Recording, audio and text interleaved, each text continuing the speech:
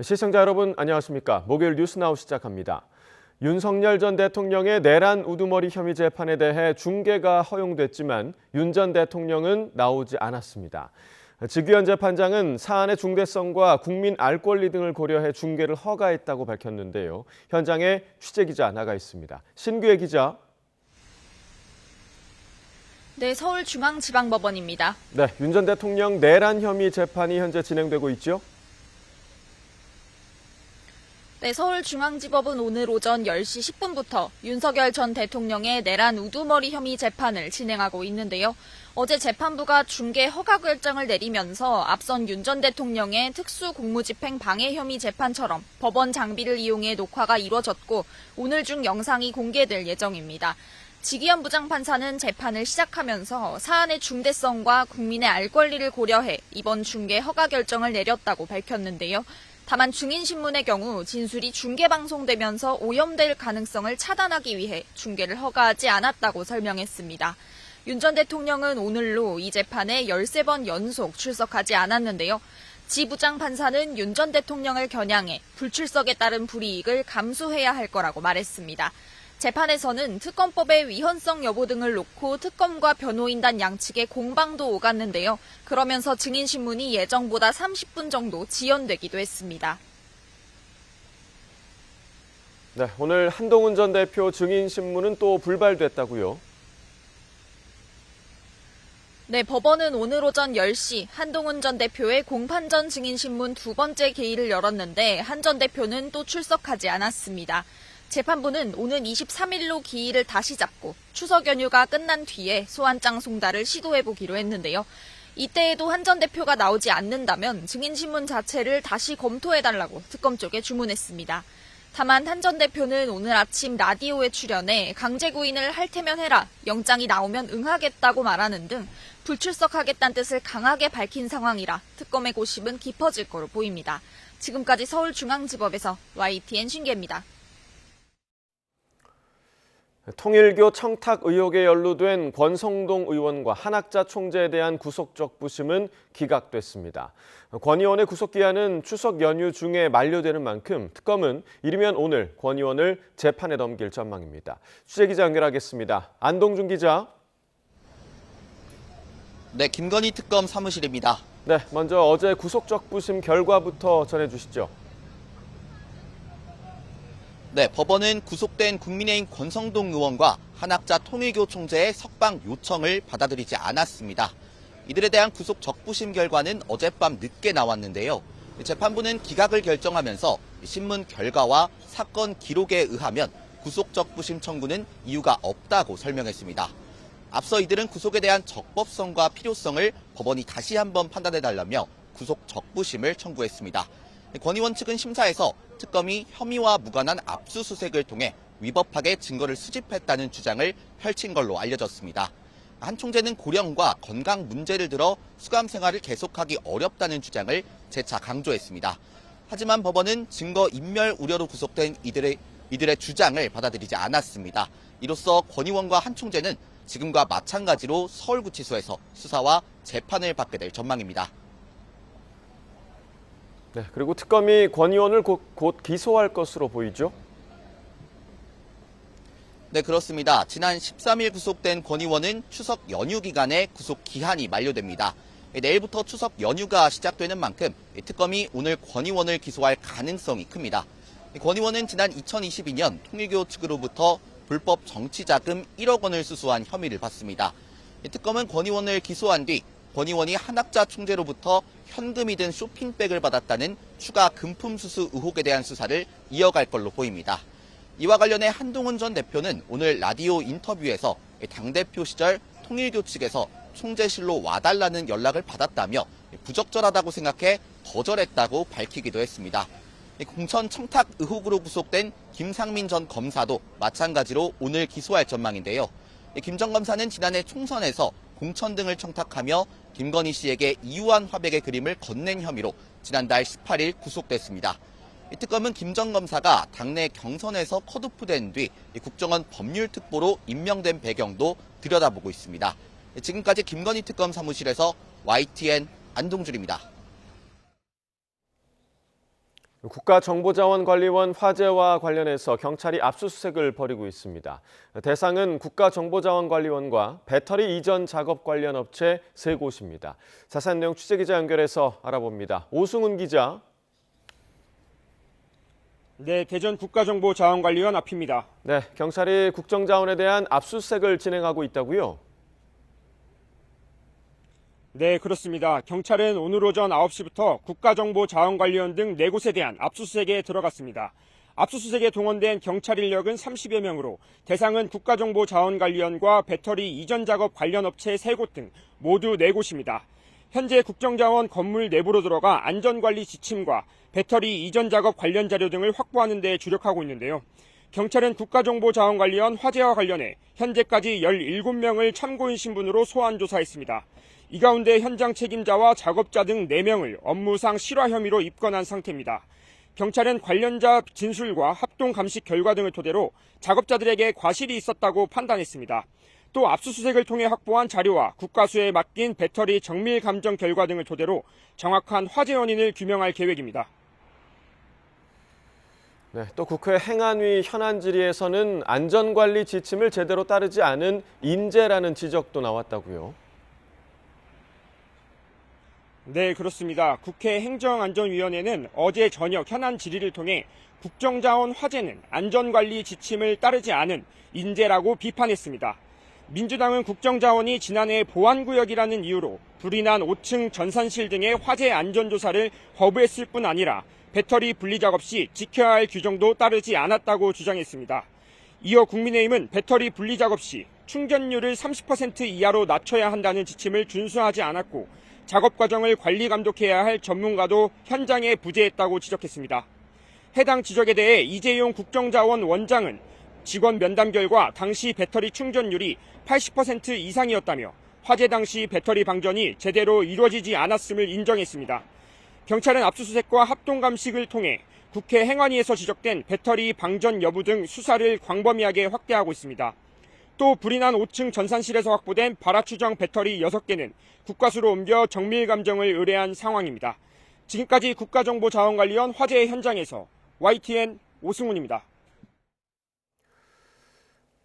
국가정보자원관리원 전산실 화재로 행정 서비스가 멈춘 지 벌써 일주일째로 접어들었지만 복구 작업은 좀처럼 속도를 내지 못하고 있습니다. 정부는 인력과 예산을 총동원해 복구 기간을 단축한다는 방안을 내놨는데요. 취재기자 연결해서 자세한 소식 들어보겠습니다. 양희력 기자, 밤사이 복구 작업에 성과가 좀 있었습니까? 예, 오전 10시 기준으로 복구된 온라인 행정 시스템은 모두 112개입니다. 어제까지 101개 시스템이 복구된 이후 11개가 추가로 정상화된 셈입니다. 화재로 가동을 멈춘 시스템은 모두 647개, 복구율은 현재까지 17.3%에 이릅니다. 아직 복구를 기다리는 행정 서비스는 모두 535개에 이릅니다. 중앙재난안전대책본부는 복구가 완료될 때까지 한 달가량은 걸릴 거로 예상하고 있습니다. 정부는 국가정보자원관리원 현장 상황실을 설치하고 밤낮 없이 복구 작업에 매달리고 있는데요. 그런데 공무원들이 업무용 자료 저장 용도로 쓰는 G드라이브는 복구할 수 없는 것으로 확인됐습니다. 그동안 외부 백업이 이루어지지 않았기 때문인데 결국 인사혁신처 등 이 시스템을 주로 사용하는 중앙부처 공무원 12만 5천여 명의 업무용 개인 자료가 모두 사라지게 됐습니다. 네, 복구 작업이 더디게 진행되면서 정부가 속도를 높이기 위해 추가로 대책을 내놨는데 어떤 대책입니까? 네, 오전 9시 중앙재난안전대책본부 회의를 앞두고 윤호중 본부장 모두 발언이 있었는데요. 윤 본부장은 현재 복구 속도가 국민 눈높이에 미치지 못하고 있다는 점을 엄중히 인식하고 있다고 밝혔습니다. 그러면서 복구 속도를 높일 수 있게 인력과 예산을 총동원하기 위해 민간 전문가와 연구기관 인력까지 현장에 투입하는 조치를 취했다고 설명했습니다. 하정우 대통령실 AI 미래기획 수석이 국가정보자원관리원 현장 상황실을 방문해 논의한 결과인데요. 우선 한국과학기술정보연구원과 한국전자통신연구원의 전문 인력을 복구 현장에 지원하기로 결정하고 이 가운데 4명을 즉시 파견했습니다. 또 화재로 피해본 5층 전산실의 분진 제거에 전문 청소업체를 최대로 투입해 원래 예상했던 2주에서 절반을 단축한 오는 5일까지 작업을 완료할 예정입니다.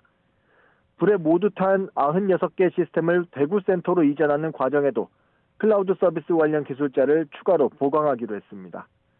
이와 함께 윤 본부장은 추석 연휴 기간 행정 서비스가 차질 없이 제공되는지, 긴급 상황에 신속 대응이 가능한지 서울종합방재센터와 서울 남대문 경찰서 등을 방문해 점검합니다.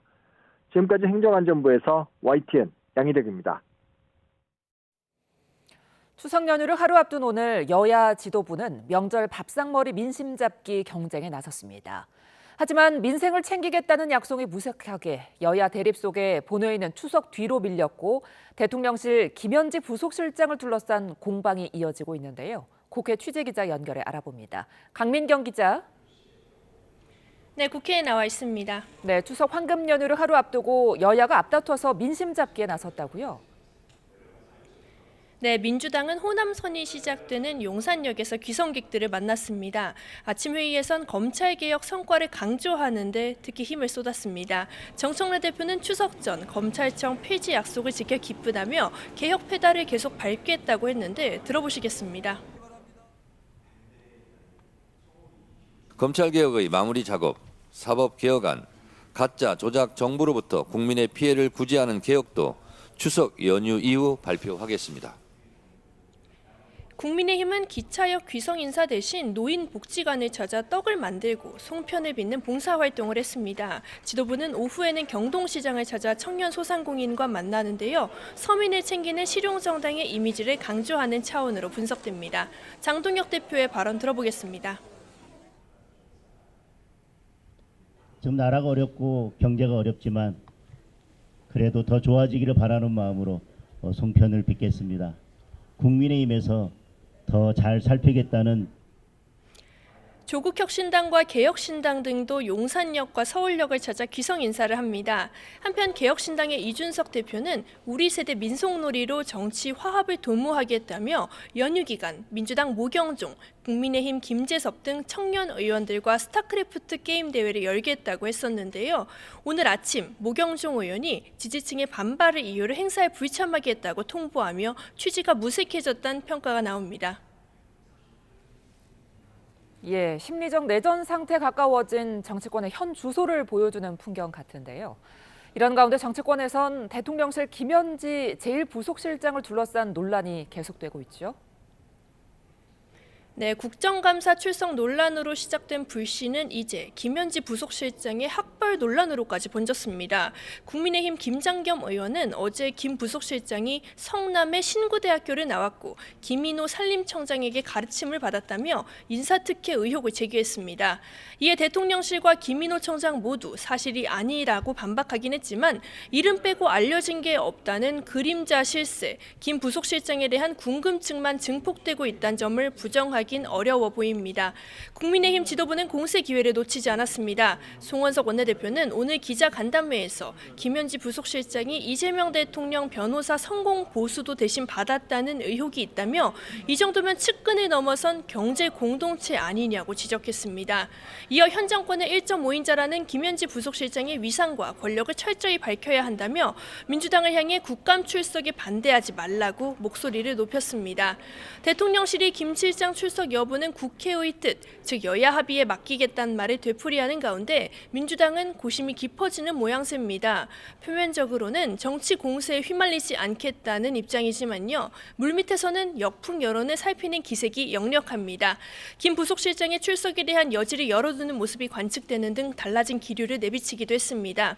민주당 관계자는 YTN과의 통화에서 증인 채택에 합의해줄 가능성도 있다고 밝혔고요. 다른 핵심 관계자도 대통령실 국정감사는 11월이라 아직 먼 이야기지만 논의는 하고 있다면서 가능성을 아예 닫진 않았습니다. 오늘 본회의가 무산되면서 민생 법안 처리도 추석 뒤로 밀린다고 하는데 날짜가 잡히긴 했습니까? 네, 응급실 한라인 설치법 등 60여 개 민생 법안 처리를 위한 본회의, 일단 오늘은 열리지 않습니다. 여야의 강대강 대치가 장기화하며 본회의를 열기 위한 합의가 최종 불발됐기 때문입니다. 결국 본회의를 열 수 있는 가장 이른 날짜는 오는 10일입니다. 하지만 이마저도 추석과 주말 사이 샌드위치 연휴라 의원들의 소집 여부를 지켜봐야 해 쉽진 않아 보입니다.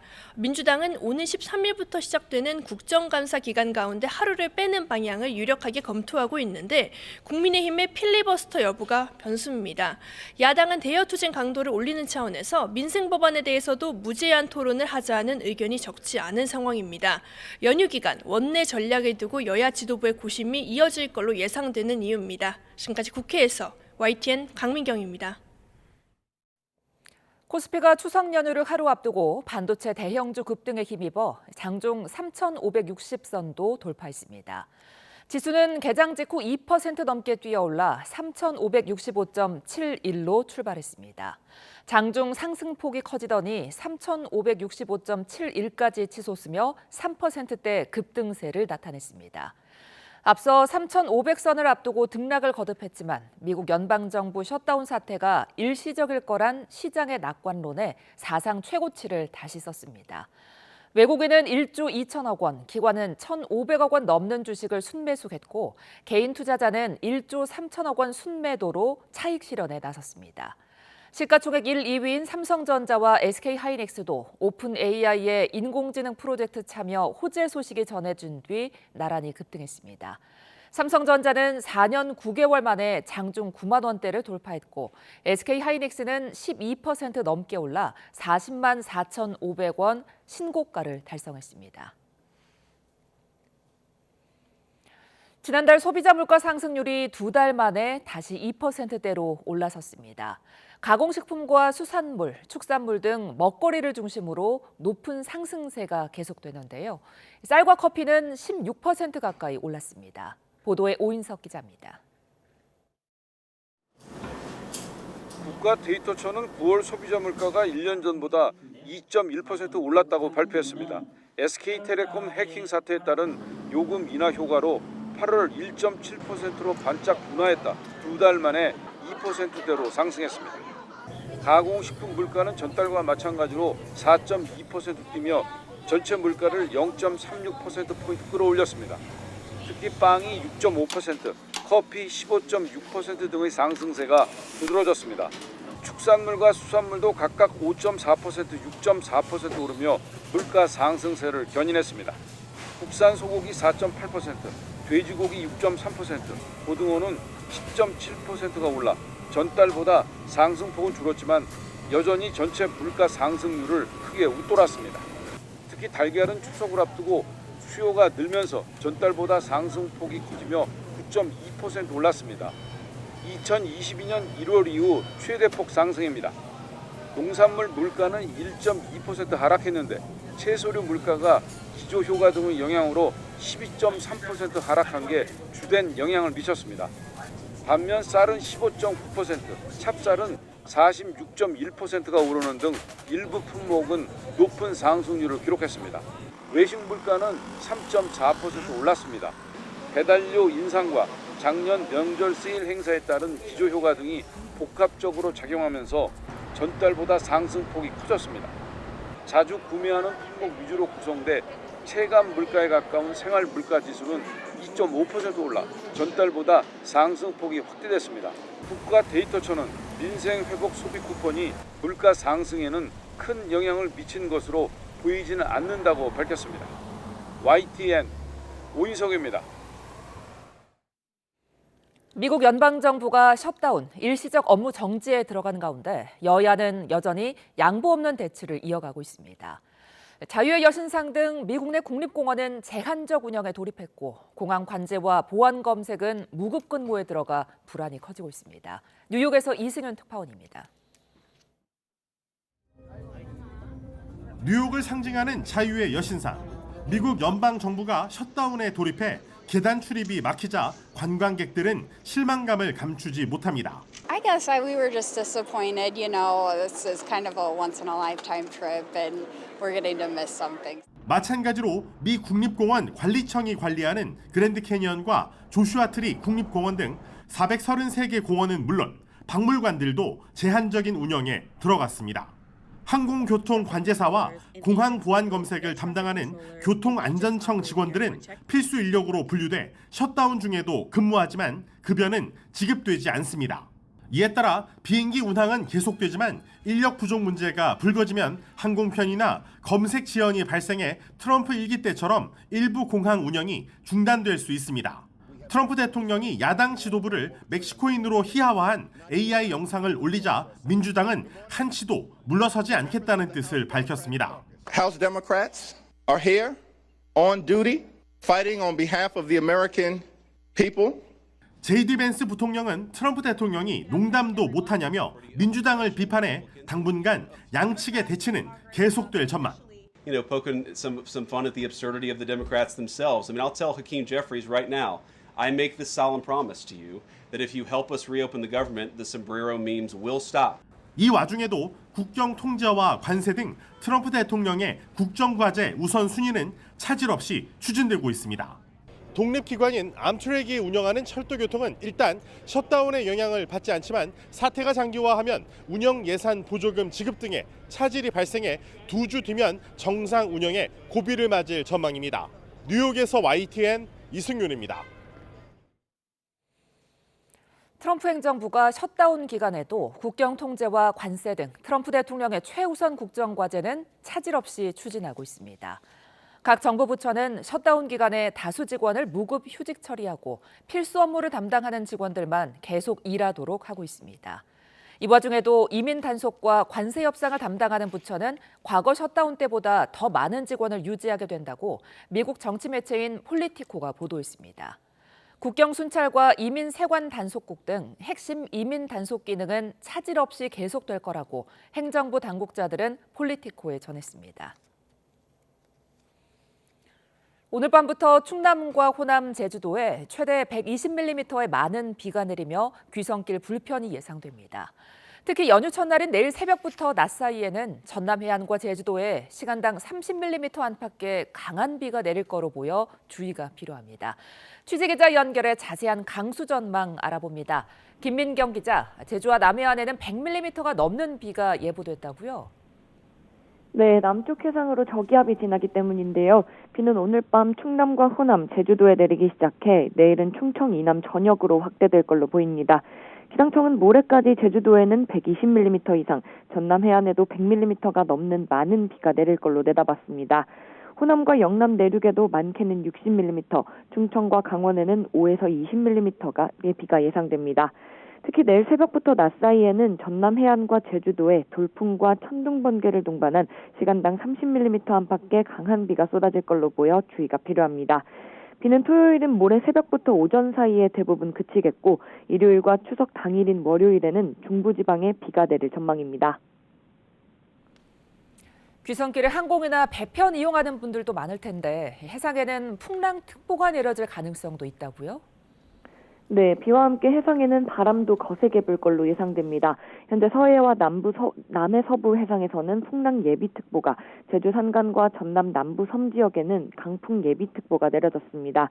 모레까지 대부분 해상에서는 강한 바람과 최대 3.5m의 높은 물결이 일겠고 해안과 산간에도 순간적으로 초속 15에서 20m의 강풍이 예상됩니다. 귀성길 배편이나 항공편을 이용하는 분들은 기상 악화로 운항 지연이 있을 수 있으니 출발 전 미리 확인하는 게 좋겠습니다. 지금까지 과학기상부에서 YTN 김민경입니다.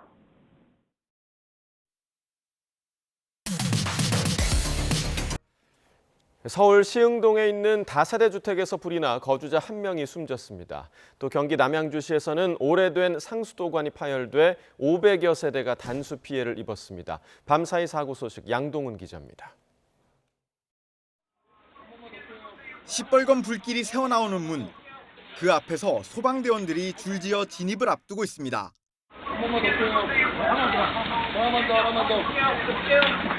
서울 시흥동에 있는 다세대 주택 2층에 불이 나 40여 분 만에 꺼졌습니다. 불이 난 가구에 살고 있던 50대 남성이 숨졌고 다른 층 주민 4명은 스스로 대피했습니다. 전북 군산에서는 자동차 부품 공장에 있는 쇳물 운반용 기계에서 불이 났습니다. 다친 사람은 없었지만 기계 한 대가 완전히 타면서 4,500만 원어치 재산 피해가 났습니다. 소방당국은 제품 결함으로 불이 난 것으로 추정하고 정확한 화재 원인을 조사하고 있습니다. 경기 군포에 있는 영동고속도로에서는 1톤짜리 화물차가 전도되고 뒤따르던 SUV가 잇따라 부딪히는 사고가 났습니다. 이 사고로 다친 사람은 없었지만 화물차에 실려있던 택배 상자들이 쏟아지면서 3차로 가운데 2개 차로가 한때 통제됐습니다. 고속도로 순찰 때는 화물차의 타이어가 터지면서 사고가 시작된 것으로 보고 있습니다.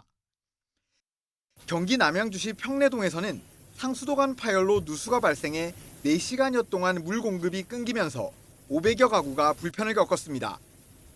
시는 노후 수도관이 부식돼 파손이 발생한 것으로 보고 정확한 누수 원인을 확인할 방침입니다.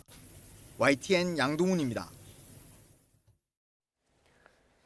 오늘 새벽 1시 10분쯤 경북 경산시 백천동에 있는 15층짜리 아파트 3층에서 불이 나 30여 분 만에 꺼졌습니다.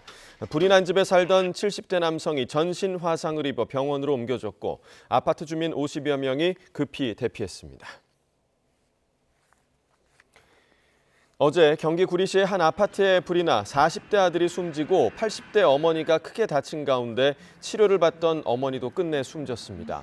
경기 구리경찰서는 오늘 새벽 6시 45분쯤 화상 등으로 병원에서 치료를 받던 아파트 거주민 80대 여성이 사망했다고 밝혔습니다. 앞서 숨진 남성은 화재 당시 아파트 복도로 나와 주민들을 대피시킨 뒤 어머니를 구하기 위해 다시 집으로 들어갔던 것으로 전해졌습니다. 연세대와 고려대, 한양대 등 서울 도심 대학교들의 테러 협박 메일이 접수돼 경찰이 확인에 나섰습니다. 서울 서대문경찰서는 오늘 오전 연세대학교에서 관련 신고를 접수해 교내 수색 작업을 벌이고 있다고 밝혔습니다. 해당 메일에는 한국어로 학교에 폭발물을 설치했다는 협박성 내용이 담겼는데 고려대, 한양대에도 같은 메일이 전송된 것으로 파악됐습니다.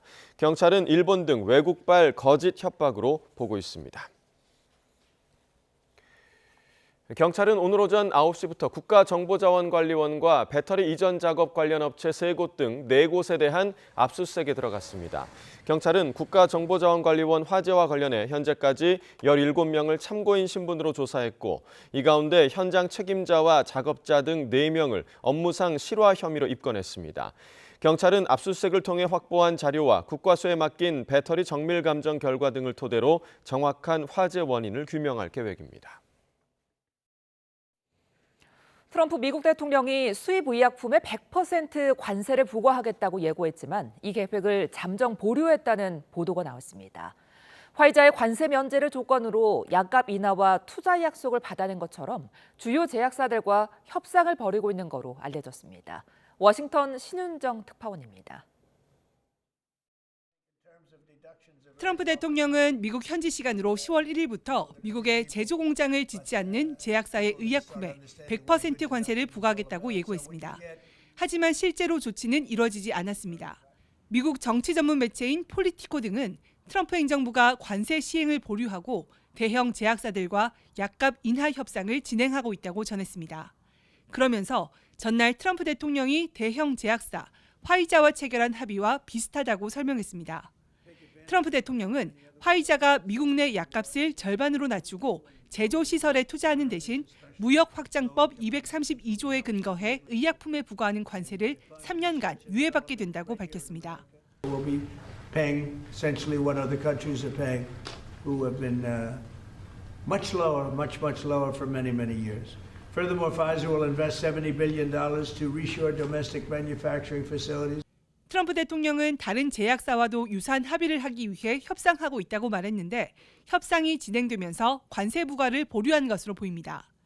트럼프 대통령은 지난 7월 31일 스위스 제약사 노바티스와 로슈 등 17개 글로벌 제약사에 2달 안에 미국 내 약값을 인하하라며 이를 따르지 않으면 관세를 부과하겠다고 압박해왔습니다.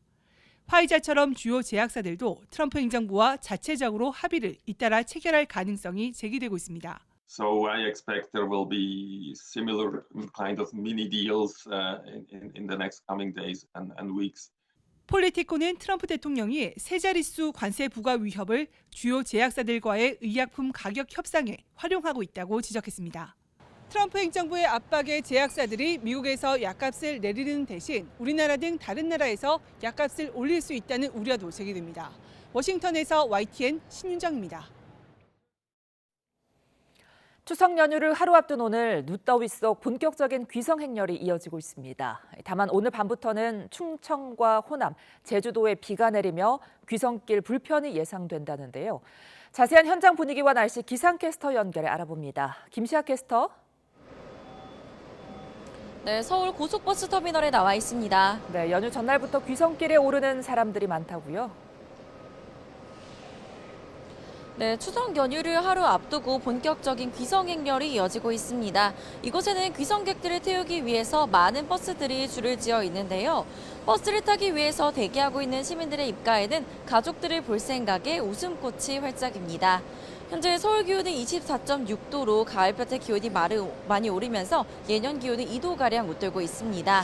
귀성길로 이동하시는 길에 다소 덥게 느껴질 수도 있겠는데요. 앞으로 기온은 조금 더 오르겠습니다. 서울 기온은 25도, 대구 27도로 어제와 비슷하겠고요. 예년보다 2, 4도가량 높겠습니다. 중부지방은 대체로 맑은 날씨가 이어지고 있지만 남부와 제주도는 흐린 가운데 서해상에서 발달한 비구름이 남쪽 해상을 지나면서 현재 전남 해안에는 약한 비가 내리고 있습니다.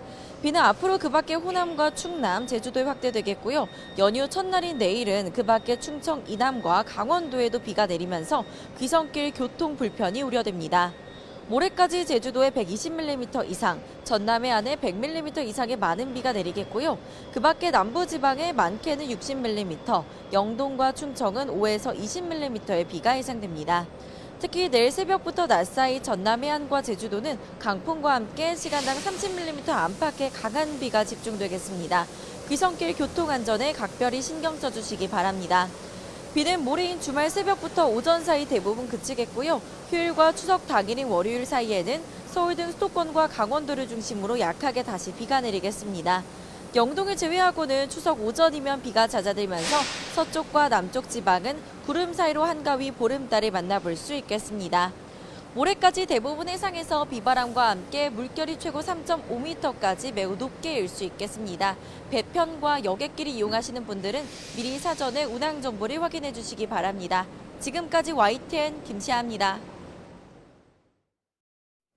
네, 터미널 모습 함께 보셨는데요. 내일부터 일주일간 추석 연휴가 본격적으로 시작됩니다. 직장에 다니고 계신다면 귀성길 주머니를 두둑히 채워줄 명절 떡값 내심 기대하셨을 텐데요. 현실은 녹록지가 않습니다. 구인구직 플랫폼 사람인이 기업 950곳을 대상으로 실시한 설문조사에서는 올해 추석 상여금을 지급하는 기업이 57%에 불과했습니다. 이 어려운 경기 속에 기업 10곳 중 4곳 이상이 상여금을 지급할 계획이 없다, 이렇게 답한 겁니다. 하지만 경기 상황과는 무관하게 명절마다 거액의 떡값을 꼬박꼬박 받는 직업이 있습니다. 바로 국회의원인데요. 올 추석 명절 휴가비 명목으로 국회의원 한 사람이 받은 돈은 무려 424만 원. 올해 초 설에도 같은 금액이 지급됐으니까 한 해 떡값만 850만 원이라는 계산이 나옵니다.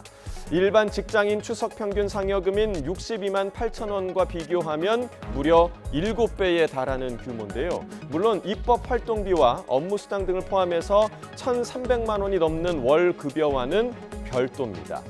지난 국회에선 민주당 돈봉투 의혹으로 구속됐던 윤관석 전 의원에게도 명절 휴가비가 지급되는 것으로 알려지면서 논란이 일기도 했는데요. 불법 정치자금 수수 혐의로 지난달 구속돼 수감 생활을 이어가고 있는 국민의힘 권성동 의원에게도 규정에 따라 휴가비가 지급됩니다. 일반 공무원 수당 규정과 같은 방식으로 정산돼 주어진 금액이라고는 하지만요. 불황에 상여금을 한 푼도 받지 못하는 노동자들도 적지 않은 현실과 비교해보면 국민 눈높이에 맞지 않는 규모라는 지적을 피하기 어려워 보입니다. 자, 이렇듯 상대적으로 박탈감은 큰데 직장인들의 어려운 주머니 사정을 몰라주는 게 또 있죠. 바로 치솟는 물가입니다. 오늘 지난달 소비자 물가가 나왔는데요. 2달 만에 다시 2%대로 상승을 하면서 오름폭을 키우는 분위기입니다.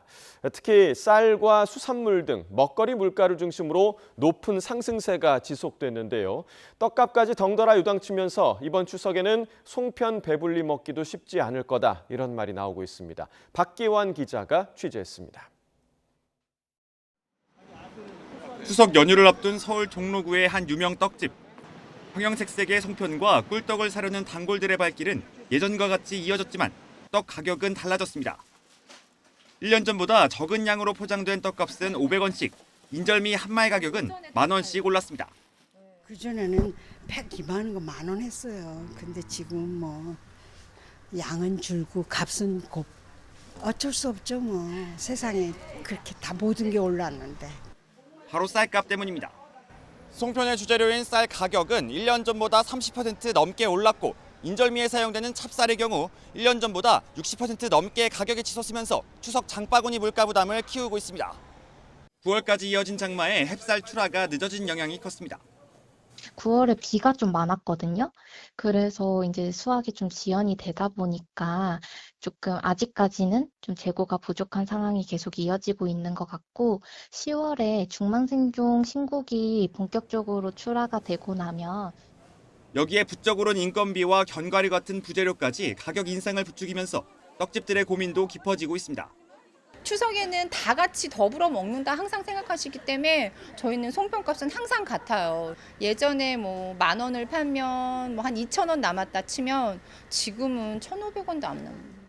정부가 양곡 5만 톤을 공급하는 등 가격 완화 노력에 나섰지만 고공행진하는 쌀값은 대표적인 명절 먹거리 떡값에까지 영향을 미치고 있습니다. YTN 박견입니다. 구윤철 경제부총리 겸 기획재정부 장관이 물가 걱정 없는 추석이 될 수 있도록 총력을 다하겠다고 밝혔습니다. 구 부총리는 오늘 오전 열린 경제관계장관 회의에서 추석 민생안정 대책 등으로 농축수산물 가격 오름세는 둔화했지만 가공식품 가격이 여전히 높다며 이같이 말했습니다. 또 무엇보다 장바구니 물가를 최우선으로 관리하겠다면서 성수품 공급과 할인 지원 등 추석 민생 대책을 차질 없이 마무리하겠다고 덧붙였습니다. 추석 연휴를 하루 앞둔 오늘 코스피가 사상 처음으로 3,500선을 돌파했습니다. 하지만 지난달 소비자 물가는 상승률이 2달 만에 다시 2%대로 올라 추석 상차림의 비상이 켜졌는데요. 경제 상황 정철진 경제평론가와 함께 짚어봅니다. 안녕하십니까? 네, 안녕하십니까? 예, 코스피 드디어 3,500선을 돌파했습니다. 지금 네. 보면은 반도체와 외인들이 좀 상승을 주도한 것 같아요. 그렇습니다. 정확한 지적이십니다. 수급에서는 외국인 투자자를 봐야 될 것 같고요. 이제 재료로서는 AI 반도체입니다. 현재 시각 직전까지 보면 외국인 투자자들이요. 1조 8천억을 거래소에서 순매수를 하고 있습니다. 여기에 기관이 한 또 7천억 사고 있거든요. 이렇게 외국인 기관이 함께 뛰어들면서 대한민국 역사상 처음으로 3,500선 고지에 코스피가 돌파를 했습니다. 예. 종목으로 놓고 보면 삼성전자가 우리 구만전자 하지 않습니까? 예. 구만전자를 놓고 좀 왔다 갔다. 구만전자 일단 한번 달성을 했고요. 오늘의 가장 주인공은 SK 하이닉스입니다.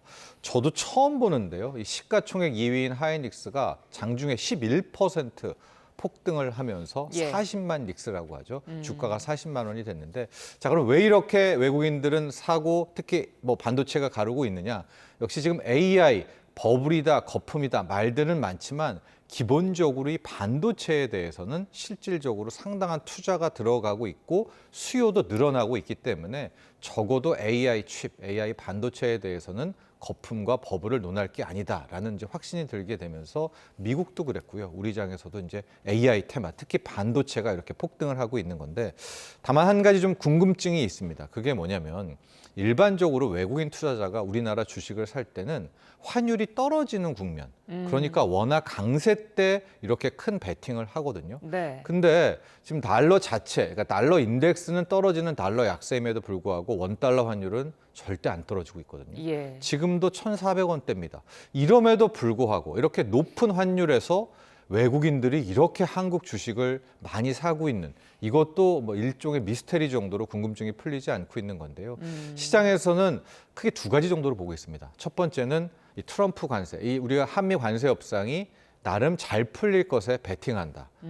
동합수합 이런 것들도 있지만은 좀 그 관세 협상에 대해서 긍정적인 생각을 하고 있는 것이 아닌가 이런 해석이 되겠고요. 두 번째는 이제 달러가 조금씩 떨어지고 있는데 트럼프 대통령은 아예 약달러 정책을 치고 있거든요. 예. 그래서 달러 가치가 앞으로 더 떨어지는, 이게 급락할 것이다. 지금 금값도 거기에 대한 반응이거든요. 네. 그렇다면 달러를 쥐고 있느니 차라리 한국에 있는 삼성전자, 하이닉스라는 이 실물 기업이 더 낫다라는 그런 수요가 와서 지금은 외국인 투자자들 거의 앞뒤 안 가리고 우리 주식을 거의 폭식하고 있습니다.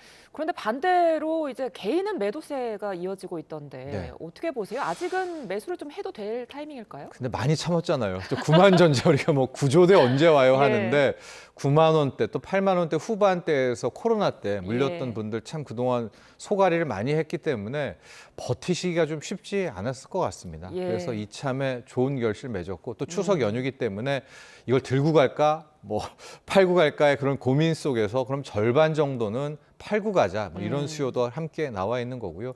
지금의 상승세 뭐 일부 전문가들은 이거는 시작에 불과하다라고 이야기를 하지만 시가총액 1위 종목이 5%대 급등. 이제 오늘만 5%대죠. 그동안에 올라온 것들, 뭐 하이닉스 이런 측면에서 아마 개인 투자자들은 차익 실현의 욕구가 커졌던 것 같습니다. 예, 증시는 이렇게 좋은데 지난달 소비자 물가 상승률이 다시 2%대로 올랐다고 해서 걱정입니다. 게다가 이제 뭐 달걀은 어마어마하게 올랐더라고요. 네, 2.1%로 다시 2%였습니다. 실은 지난달이 약간 착시 효과였거든요. 이제 1.7% 나온 것이 예. SK텔레콤이 해킹에 대한 그 피해 보상 차원으로 요금에 대한 그 인하가 나왔기 때문에 네. 그게 전체적인 좀 물가를 끌어내려서 이 시간에도 그때 나온 1.7% 물가 좀 가짜다 그랬는데 역시 이번에 나온 것이 2.1%대입니다. 이제 물가 상승률이 나왔습니다. 9월이죠. 특히 좀 보면 크게 보면 먹거리 물가가 올랐다 이렇게 볼 수가 있겠어요. 왜냐하면 가공식품 물가가 지금 한 4%대 올랐는데 가공식품 중에서도 뭐 올랐느냐? 빵 가격이 거의 6%대 그리고 커피 가격이 15%대 급등하면서 이제 가공식품 중에서도 먹거리 가공식품이 전반적인 물가를 끌어올렸고요. 축산물들 또 수산물들 고등어 같은 경우는 수산물 중에서도 한 10%대 이 정도의 급등이 나왔고요. 예. 쌀 가격이 이렇게 또 급등하기는 쉽지 않은데 쌀도 거의 16% 11% 올랐고 달걀이 이달에는 이제 9%대 올라가지고 두 자릿수는 아니네 하겠지만 지난달에도 8% 올랐었거든요. 예. 이제 그런 차원에서 달걀의 상승세도 같이 거침없이 이어지면서 크게 보면 이 먹거리 라인 쪽들, 먹거리 섹터의 물가가 올라서 크게 우리의 체감 물가를 끌어올렸다 이렇게 보시면 되겠습니다. 최근에 왜 민생회복 소비 쿠폰 2차 지급이 있었잖아요. 혹시나 이 부분이 물가 상승에 좀 영향을 줬을까요? 조금 더 시간을 봐야 될 것 같아요. 이제 우리가 생각하는 것이 돈이 풀렸기 때문에 그 돈들이 오면서 시중의 물가를 올렸을. 뭐 경제학에서는 당연한 이치죠. 예. 돈이 풀렸으니까. 근데 여기에 대해서 일단 국가데이처는 큰 영향을 주지 않았다라고 일단은 대답을 했더라고요. 그러나 네. 조금 더 시간을 두고 2차까지 또 풀리게 되니까요. 과연 이 민생 쿠폰에 대한 이 풀린 돈들이 어떤 궤적으로 이제 큰 틀에서의 소비자 물가를 끌어올렸는지 아니면은 이게 영향이 없었는지를 한번 종합적으로 분석해 볼 필요는 있습니다. 네, 여기에 더해서 서울 아파트 값도 지금 3주째 오르고 있습니다. 이른바 한강벨트 집값 상승세가 뚜렷하다고 하는데 이유가 뭘까요? 그렇죠. 이제 주택담보대출 6억 규제, 대한민국 역사상 가장 강력한 규제라도 알려졌었죠. 당시 예. 처음에 나왔었을 때 뭐 소득이 뭐든 집값이 얼마든 이제 주담대는 6억 이상을 못 받는. 근데 이제 이게 나왔을 때 첫 주랑 둘째 주에는 효과가 분명히 있었습니다. 거래가 줄어들면서 상승률이라고 하죠. 그러니까 마이너스로 하락이 된 건 아니었습니다. 상승률이 좀 상당히 줄어들었었습니다. 가령 뭐 0.1%, 0.2% 오르던 게 0.03, 0.04 이렇게 좀 상승폭이 줄었는데 그 효과가 이제 다시 전무해졌다라고 할까요? 뭐 말짱, 뭐 도루묵 뭐 이런 표현도 있겠지만은 다시 없어졌습니다. 지금 상승률이 다시 0.12, 0.19%까지 올라왔고 특히 강남 쪽은 아예 6억 규제에다가 거의 뭐 토지거래 허가에다가 이미 강남 아파트 평균 가격이 강남 3구만 놓고 보면 20억이 넘잖아요. 예. 네, 그런 상황이 돼서 강북으로 봐야 되는데 지금 저건 이제 상승폭이고요. 강북으로 이 집값 상승세가 강을 건넜다라는 게 이번에 포인트 같아요. 그래서 강북 쪽에 마포구 송동구들의 아파트들도 평당 이제 6천만 원, 7천만 원, 8천만 원 시대가 왔는데요. 지금 저희 표에 나오는데 마포자이 같은 경우에는 뭐 전용 113, 우리가 흔히 말하는 40평형대가 지금 26억대가 나오고 있고요. 예. 성동구 같은 경우에는 이제 30평대가 25억, 그래서 이제 8천만 원대. 저런 수기라면 이제 강북에서도 평당 1억 시대가 뭐 물론 뭐 용산구 등등 이미 갔지만은요. 예. 그 외까지도 퍼질 수가 있어서 지금 집값 상승 우려, 특히 추석 이후에 집값 상승에 대한 걱정들이 빠르게 확산되고 있습니다. 그러니까 정부가 부동산 대책을 내놓으면 오히려 집값이 더 뛰는 현상이 또 반복이 되고 있는 것 같은데 지금 김윤덕 국토부 장관이 이런 말을 했습니다. 장관 입장이 아니라 인간 김윤덕의 입장으로 보유세를 늘려야 한다고 생각한다. 이렇게 말했거든요. 네. 어떤 의미일까요? 저도 뭐 여기에 크게 동의를 하고 있는데요. 처음에 6억 규제가 나왔을 때 이게 잡으면은 좋겠는데 잡지 못할 때는 국민들이 어떻게 반발하느냐. 이건 소위 말하는 진입장벽을 세우는 거잖아요. 예. 나는 집을 사고 싶은데 소위 정부가 막아서 대출을 못 받게 해서 집을 못 샀다. 그러니까 이 주택 제한이라는 주택 규제, 대출 규제가 들어가게 되려면 집값이 안정이 돼야 명분을 찾는 거거든요. 예. 근데 좀 안타깝게도 현재는 집값이 계속 올라가고 있는 그런 상황 아니겠습니까? 예. 특히 강남 같은 경우에는 똘똘한 한 채라고 해서 이미 뭐 지방에 있는 집들, 강북에 있는 집들을 다 팔고 강북에 30억, 강남에 30억, 40억, 50억을 한 채를 사버린 거예요. 근데 여기에는 대출도 40억대, 50억대 아파트인데 거의 없습니다.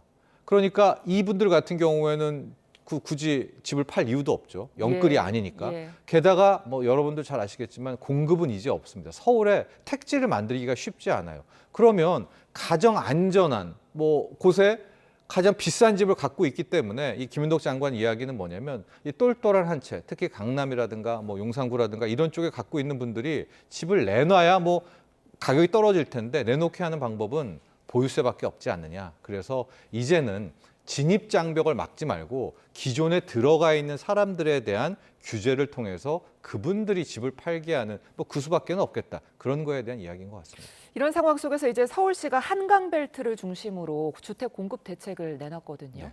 실효성이 좀 있을까요? 그러니까 서울시와 정부가 완전히 다른 궤적입니다. 예. 이재명 정부, 현재 정부는 공공주도, LH가 주도해가지고 이끌어 가도록 해라. 뭐 이제 이런 식인데 오세훈 시장의 서울시 같은 경우에는 민간 쪽인 거고요.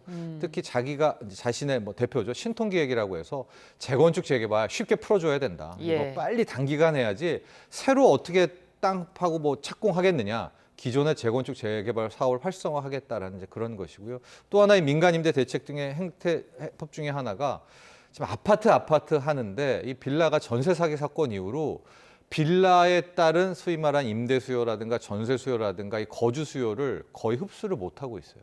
다들 기피를 하고 있기 때문에 네. 이 비아파트, 빌라 쪽에서 전세 부분의 안정성이라든가 이런 부분을 활성화해서 거주 수요를 지금 너무나 아파트에만 몰려 있으니까 빌라 쪽으로 좀 빼야 하는 또 그런 안이라고 볼 수 있겠습니다. 알겠습니다. 오늘 말씀 여기까지 듣겠습니다. 지금까지 정철진 경제평론가와 함께했습니다. 고맙습니다.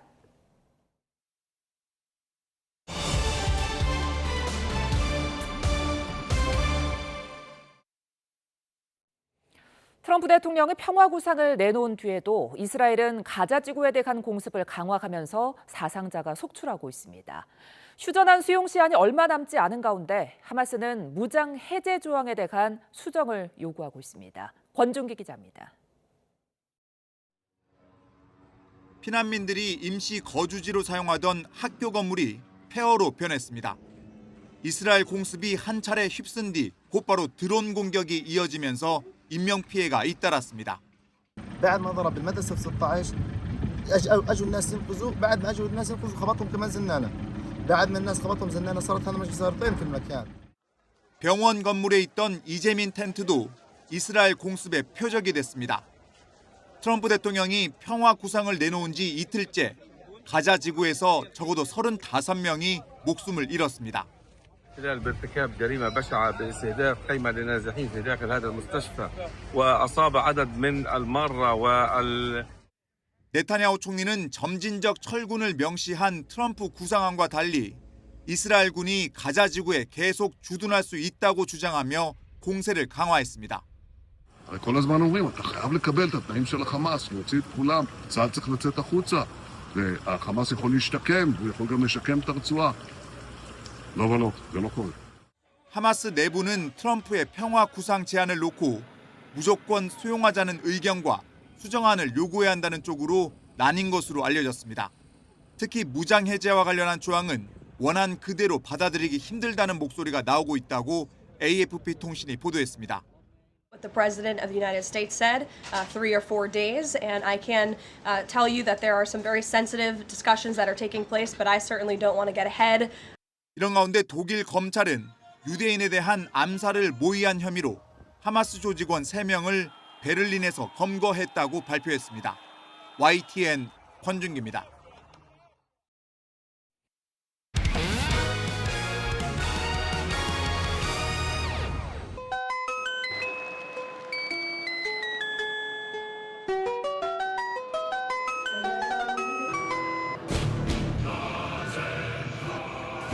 통산 738번째 등판. 대타 최형우.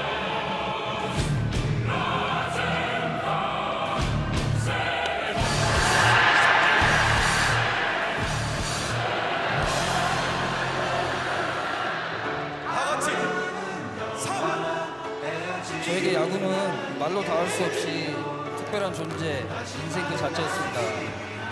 공을 던지는 자체가 너무 즐거웠고 이 순간 행복했습니다. 다시 태어나도 또 선택의 기로에 선다 해도 저는 주저없이 야구를 택할 것입니다.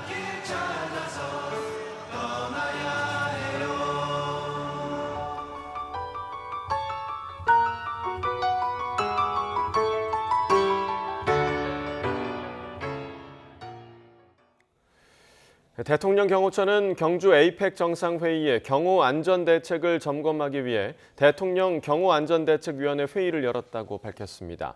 위원장인 황인권 경호처장은 이 자리에서 에이펙 정상회의는 대한민국의 위상과 안보 역량을 세계에 보여줄 중요한 행사라고 강조했습니다. 그러면서 각국 정상과 참석자 안전 확보를 위해 입체적이고 복합적인 경호 안전 대책과 대응 훈련에 만전을 기해야 한다며 기관별로 원팀이 돼달라고 당부했습니다. 서울경찰청은 개천절인 내일 서울 도심권 곳곳에서 보수단체 대규모 집회와 행진이 예정돼 일부 도로를 통제한다고 밝혔습니다.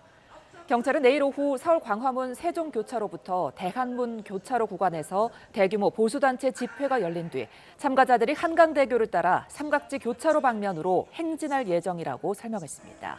또 다른 보수단체들도 서울 동대문역과 해화역 주변에서 집회를 진행하고 종로길을 통해 각각 직선교차로와 세종교차로 방향으로 행진할 계획입니다. 네, 이상으로 목요일 뉴스나우 마칩니다. 연휴 잘 보내시길 바랍니다. 고맙습니다.